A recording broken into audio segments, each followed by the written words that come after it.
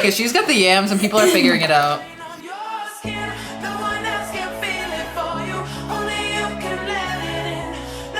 Okay. Can we talk about your yam evolution? Sorry, this is not what was planned today. I like that we just did a run through of what we're gonna talk about, and that was not it. Oi, oi, oi, oi! But you were always, sorry to cut you off about your own life, but I feel like recently you've come into wearing more revealing clothing, and I kind of want to know your journey with that. Okay. Thanks. Okay, well, I feel like you were just going fishing right there, but honestly, I love it because here you go. Because literally, and it stems from my hashtag mommy issues, but I had like a little period of time where I was showing off my titties. Period. When I was like, younger. And then, I don't know, I had like some titty shame. I think it's also from like doing stand-up. I'm like, oh, well, I want to be taken seriously, so I can't be having the yams out. But honestly, ever since you moved in, you just kept being like, oh, lean into it, embrace it, embrace it. And we got a compliment. But truthfully, I feel so happy now. And I'm like, oh, okay, I can literally dress however the fuck I want. And also I was realizing all those people that were telling me like, oh, you can't dress like that, they were all raggedy ass, smelly ass men. Classic. So. And here's the thing. And they're just jealous because they wish they had fucking titties. Well, yeah, and it's like something I've learned because I've always dressed like pretty risque, but that's so cool. But like these men are never gonna take you seriously. It doesn't matter what you're wearing. If they base your worth and your integrity on what you wear, they were never gonna take you seriously in the first place. It's rooted in insecurity. Yeah. That's like literally. The fact of the matter is, Mercury's retrograding and Harper Rose's ex reached out to her, so let's get into it. Oh! No, because I'm mad. Here's the thing. What are you doing? Oftentimes, life feels very short, but then when you keep constantly getting reached out, when your ex keeps constantly reaching out to you, it feels honestly a little too long, because I'm just like, wow, how long is this gonna go? And it's been how many years since you guys dated? 4 now? Dude, you think he was watching this? Like seriously, he was so lucky to like sniff your air anyways. Okay, because actually, and I didn't see it at the time because he made me feel so small. Right. And that's just also the way I was keeping myself. But now I look back at that and we've come leaps and bounds. But honestly, whenever he texts me now, it doesn't really disrupt my peace. I just am befuddled, if you will. Yeah, bemirfed. I feel like you kind of like have some pity too. You're like, oh. I'm like, damn, we're still doing this. It's like pathetic. It's been 4 years. And also, because I used to get confused when he would do this like a few years prior, and I'd be like, oh, well, maybe he regrets what he does, or maybe he does actually, have some feelings for me. But I don't think that's what it is. I think, honestly, it's like addiction. Yeah. And just addiction to chaos. And I think it's just all about like the cat and mouse game. It's never actually about anything genuine. And that's just why I'm truly, utterly bored.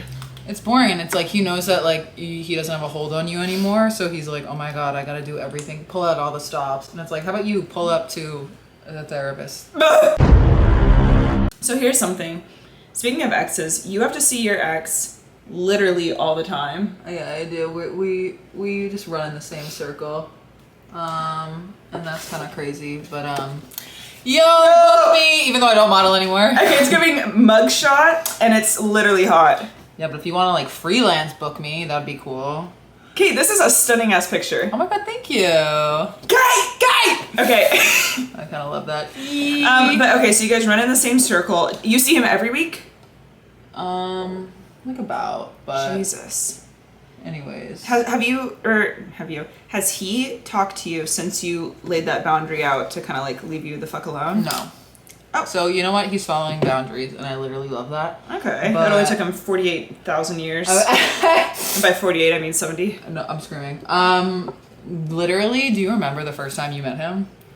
I was in fetal position the whole time. I was so horrified. Okay, well, It was horrifying. Oh, okay, we have a baddie down, but that's okay. A baddie down. And then you brought Gramps over here. Okay. He was a little older than me. It was nothing crazy. He was, and I'm not fucking with y'all, he's literally like 2 years younger than my dad. Oi, oi, oi, oi, oi. Hey. So, Papa Bear came over here, and I don't know how you did it. Like, you honestly are one of the Yeah. strongest people I know. I know I am. My ex was a younger version of that. So my ex, it's funny because he was like a little bit younger than me, but he had that The mentality. salamander? Yeah, the salamander, the gecko. He was so talkative. Really? And not in like a friendly way, in like a, oh, I'm the most interesting I have person to be way. the center of attention. Yeah. I do want to say disclaimer. I'm grateful for the memories of this man, and he... Don't be a fucking... She's literally a pussy because no, she's not. He literally tore that life up and down, sweetie. He got on a step stool and yelled in her face. Was like, "How dare you!" And it's like, "Can't hear you out there." I'm trying to be like, listen, I feel like over the past year I've broken up with him. I've been like... So thankful that no one else that's fucked you from behind. I have to cut that out. Hey! No, but here's what it is, Kate. I know you're trying to be mature, but that's not really what this is about. Okay. So I'm actually just never going to talk again. Take it away. Okay, the craziest part is like, and this is men's downfall. Like, the most interesting thing about a man is the woman that he dates. And so, Speak on it. But, okay, old man time, he just didn't understand that he wasn't the most interesting thing. Yeah. And he would always tell us stories about 1993. But he would tell the same stories. And he told this story and he called... So you are LGBT. And I don't know if you remember, but the first time he met you, he said, yeah, and then I told that carpet muncher to shut up.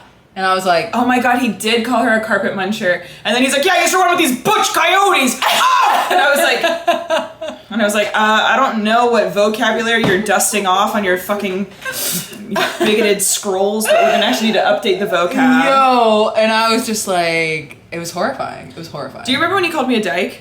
What? Yeah, he's like, yeah, she's a dyke, she gets it! And I was like... That is so crazy. And then my cuck ex-girlfriend was over and she's like, I think he's funny. So, take that. But he just, oh my god. And then I would like literally mock him and he wouldn't get that I was mocking him. You would dog walk him. And he loved it. He loved you so much. He was always like, where's Harper Rose? And I was like, Because I think he thought that I was actually wanting to hear his stories, but I just was doing it just so I could egg him on and then make fun of him. Actually, I was kind of wicked if you think about it, but it's because I'm a girl's girl and I had your back, and I was like, just because you don't see it yet doesn't mean that you saw the vision. Wait, tell him about the grocery store. Oh my god. Okay, so my best friend from North Carolina was staying with us back in January or something, and she had just landed. She's all tired, and he like walks in, and he could never walk in at like a 1 or a 2. He always has to come in at like 11 out of 10. He was like, wow, and it's like 11 at night, and he's like, oh wow, so I just went to Erewhon and it was crazy, and you know what Erewhon is, right? To my friend who's visiting from out of town, and she's like, yes, yeah, I know what it is. He's like, do they have it in North Carolina? And she's like, no, but I know what it is. And he's like, yeah, so it's like a really fancy store where there's food in it, right? And you walk in and there's produce and you can get milk, you can get cheese. And then Sarah is like crazy, and she goes, yeah, I know what a grocery store is. Oh. And just like stares at him. She's like 5'2". God, Sarah used to fucking bully these guys that were mean to me in high school. Really? Yeah. What happened? I mean, she would make them shake in their fucking boots. We made this one guy take a different way home from school because we would yell at him out of the car. And then this one guy who she didn't even know, but like he really broke my heart. And then she just started being fucking mean as shit to him. Good. And she started like going up to him, just being like, "So what's up with you?" And just like attacking the way he looks and everything. Damn. I know, yeah, and that's on 5'2" and. Yeah. Whatever, and that's on still taller than your ex. But so then, to the pocket-sized king, she just shut him down, and he like didn't know what to do, and he was like, well, and then I'm pretty sure you like yelled at him or something, like yanked on the leash, and then he like waddled upstairs. Oh, okay. Well, all I'm gonna say is I think it's such a nice sign when you can see or not a nice sign, but like I think it's such a nice development when you can finally see an ex out in the wild and not have your peace be absolutely just, torn to smithereens. Or, I feel like for so long I was like, with any relationship, you're like picturing what your next interaction is going to be like, and you're like kind of playing it out in your head, and once you just stop giving a absolute shit about even seeing them is when you kind of feel just free. You finally have that freedom. And So wait, so what's this comedy fest? Is that Netflix is a joke? yes. Okay. What is that? Can you explain it to me? Yeah, so don't worry. It's every single comedian in New York and LA except for Gabby, Bianca, and I. Well, actually, I think Gabby's on it with Felipe, but... It doesn't make sense. You're literally the funniest person in the world. Okay, you know what, Kate? We need you working for Netflix so that... I know. You can... But yeah, so basically it's just a festival, and there's just like a bunch of shows. So if like you run a show, I think most of it is like if you have reps, then they submit you for this festival. Guess who doesn't have reps? Me! If you're watching this and you have connects to reps or you're a rep, hit up Harper Rose because she's ready. You probably think she's already got a rep. Weirdly, she doesn't, so set that up. Don't worry. Are like Netflix like scouters there? Yeah. What's the word for it? Agents? Scouters? I don't really know what exactly goes we're on. gonna go. So we're going, and we're gonna look good, and we're gonna be like laughing loud, and then maybe like a scout's gonna come over to us and be like, "What are you laughing at?" We're gonna know nothing's gonna even be on. So we're like, they're like, we're just shaking ass. Yeah, we're just twerking, and like, oh, okay. No, but for real. Yeah, and that's kind of the tea of it all. But love and light to everyone that's in the festival. It is really fun. It's like comedy Coachella vibes. Oh, cool. Yeah. I'm excited. And I think it lasts for like 2 weeks or something. What's the dress code? Can we dress slutty? Yeah. Okay. I really want to bring up. Yeah, you honestly can. Oh! I mean, I might cut it out. But... Okay, let's try it. Okay, let's try it. Okay, so next week we're seeing a show of a person that Kate's been talking to. But like, barely talking to. Okay. Like, we've exchanged some words. It's nothing crazy. Okay, they'd be FaceTiming, so I don't really know what's going on. But all I know is... God. I FaceTime you. Okay. Yoink. Notice how I just become so awkward whenever my dating life comes up? Yeah, you're like, oh! Yeah! And I'm like, oh, okay. You're like, can you be normal? No! Okay, continue. Okay. Because I can't talk right now. Okay, what is going on? But basically, are you excited to see him? No. Because it's been like a couple months now. I don't know, like... When's the last time you guys FaceTimed? We FaceTimed, like... Last night. Well, so let me walk you through what's going on right now, right? Like... Okay, I hate to do this, but Eric? Eric, you're on speaker. Oh, hurrah. And we're vlogging. So here's the issue at hand, and I think this is why I get so nervous when I talk about my dating life. Okay. It's like, we're talking about this guy that I'm talking to, right? We like FaceTime. And I'm like, ee-hee-hee-hee. Meanwhile, he's probably FaceTiming like 10 other girls, which is fine. He's allowed to. And he's probably inside a girl as we speak, which again is fine. But then I feel like a clown for being like, yeah, I'm going to see him in a week. And it's like, hey, you're an idiot. That was really vulnerable. It kind of was. But here's the tea of it all. I think it's okay to feel excited about someone, but on the other hand, I do get where you're coming from. Mm-hmm. And I get, we've talked about this so many times. It's really hard to like be talking to multiple people at once because we're not dumb little fucking ass clowns anymore. And you can't, like, when you're talking to multiple people, most of them suck. Oh, sorry. Okay, now you're getting mad. You break the window. But it's like most of them kind of suck and like... Yeah, I'm like, well, men can like talk to multiple women because they do just want to have intercourse. And like we've said before, me and you... Why do you talk like you're AI? Intercourse? I don't know. The man gets erect and enter... I'm like, what? Okay, but yeah, no, men want to breed and so like... Yeah, so they can talk to anyone. Me and you have to be like really crushed on someone to even kiss them. Literally. I know, and sometimes I feel like... Oh my god, I literally was just feeling so embarrassed about the way that I am the other day because I'm like, fuck, like I feel like everyone's out and about having so much fun and I just feel so shut down. Like if I don't really trust you, I don't even really want to talk to you. I think that's I'm like, good, you though. have to build trust to even... I don't even know. I think, okay, listen, I think a lot of people are like you and I, but they force themselves not to be, and we both forced ourselves to like go out and date and hook up with people. And we were miserable, dude. And you're miserable. The beginning of the year, I was legitimately sad as fuck. It's not fun. So it's like, and honestly, me and you have really decentered like dating from our lives, and it's like, we're really focused on like our happiness and this bag, and just like, I'm really focused on like my working out and my Pilates. You're really focused on your music, improv, your other projects, and like that's where the energy should go, in my humble opinion. I completely agree. And you know, you just said something. Okay, and that's on podcast vibes. Yeah, like what? But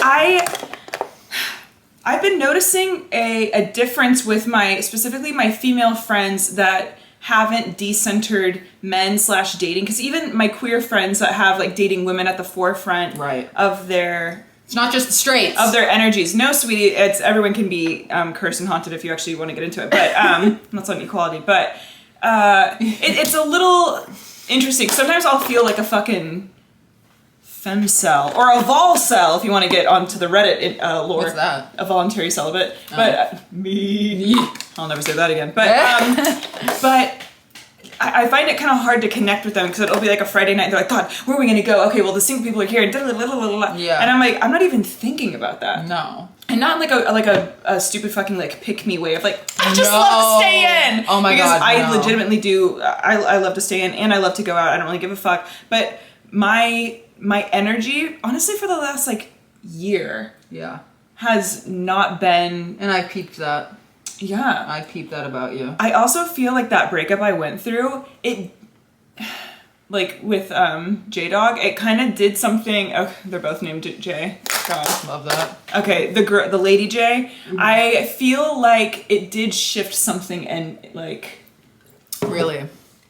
In what way? I feel like it was just such a tumultuous breakup that, and there was so much energy expended in that relationship because like we were just so not right for each other on for a myriad of reasons. But yeah, I feel like I just invested so much energy into that. I was just kind of like, you know what? I feel like most relationships I've been in like the last like 4 years have been not right for me, or they've been really forced, and so now I'm just like, I'm really not gonna force anything in my life, and I'm not gonna be on the hunt, because I feel like before, I would have 3 months of being single and I'm like, okay, I've healed, let's get back out there. 3 months is nothing. You've really taken the time to heal, honey. And like nobody does that. Well, because I mean, I had some gnarly ass fucking issues that kept coming up in these relationships too, and I'm like, oh, I don't want to be like this forever, because that's like, I can't be acting like this at my grown age. And so I still have my weird bullshit, but like I have worked really hard to be like, okay, I need to work on my jealousy, my temper, other little things that were not cute. I'm gonna steal some of this, low-key. Please. Yeah, I mean, I feel like, relationships really, once they end, you see like your flaws too. And I thought I was like, I love that. I thought I was like the most confident girl in the world. She is. Right? But then after that relationship, I was talking to a professional about it. And she was just like, kind of dragged me, like, you knew you weren't happy in that relationship and you stayed, like, what does that say about your self-esteem? Yes. And I was like, I gotta work on that. Yes. I gotta work on this self-esteem. No, I mean, but like, look, is it better than dating a bum? I don't really know. No. But no. I did date a bum one time, and he was actually very, very kind. Yeah, the brokest man I've ever dated is my favorite ex. Really? Yeah. See, that's nice. That's kind of crazy. Anyways. All I know to be true is... We're healing, and it just feels good to not be, like, desperate for a connection. Oh my God. It feels... I feel so free. Also, we're getting so much shit done. We love doing this. We love recording this stuff. Also, if you're still watching this, which is amazing, comment below what you want to hear us talk about. If you want to, like, ask us some questions. And don't fucking ask, like, do we scissor or something, because I know, the answer is obviously, but... At the end of the day, I guess that's... Focus on... Okay, no, I'm spinning. But focus on your fucking self. Yeah. Get your shit right and tight. Mm-hmm. Don't be so fucking desperate for someone to like you, because I feel like a lot of people do that. Like, we use relationships and even situationships as talismans or tokens of like self-worth. Like, oh, look, they want me, or, oh, look, I'm worth something if I have them. And it's like, no, you need to know that you're a fucking baddie all on your fucking own. Yeah. And that's just really that. I'm glad we talked about that. Why did I say baddie so many times? I'm 31 and I need a better vocabulary. No, baddie is like really a universal term when you think about it. Okay, because you're actually right. Yeah! Okay, well, like and subscribe. And we'll see you literally next week. Okay. And go over to our channels, because there's going to be another video on our channels. Literally. Bye.